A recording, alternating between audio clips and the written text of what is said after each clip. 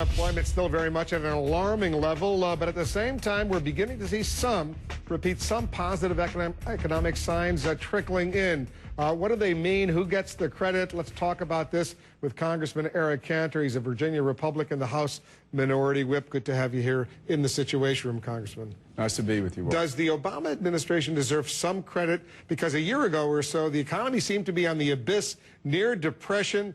Things are a lot better now than it seemed to be then. Well, if you can look at the macro numbers, CBO, others may say GDP looking better. There was economic growth in the last quarter. But the bottom line is 10.2% of the workforce in this country is unemployed.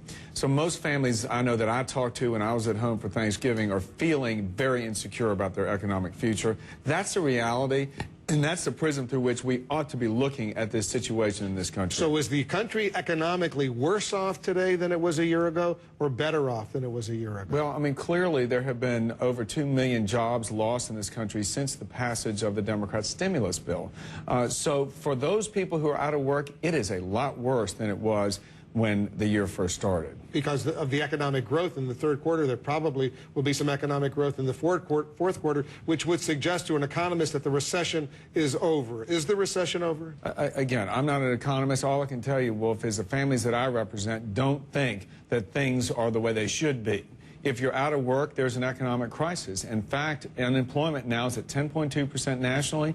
When we were looking at trying to do something about this back in January, the administration and the majority in Congress says pass a stimulus bill because it'll stave off unemployment and we'll keep it from going over 8%. Clearly, that hasn't worked, so we've got to look at things another way. Well, the House Democrats, they have an idea that they're floating right now to use some of that unused TARP money, the money to bail out Wall Street, to use that to start creating jobs and to get some infrastructure projects going. You're smiling. It sounds like you don't like that idea. Well, look, when we passed that TARP bill, nobody really wanted to pass that. That was an extraordinary amount of money. And it was passed because we were in an economic emergency. I think most experts said that our capital markets were on the verge of absolute collapse.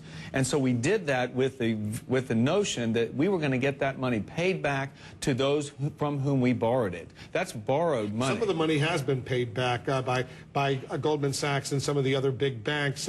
And what they're saying, the money that was paid back, use that to create jobs. Is that a good idea? We don't want to create a slush fund here for the political whims of Washington to spend that money. This country is in debt. We ought to be paying off the debt. We ought not be preserving. So what's the best way, from your perspective, to go out there and reduce unemployment, create jobs? Right now, the first thing we got to do is make job creation a priority. So how do you do that? Well, first of all, I think you got to ask the question is, why is the president, why is Speaker Pelosi, why are they jetting off to Copenhagen next week to go and promote the cap and trade bill, which everyone knows is a job killer?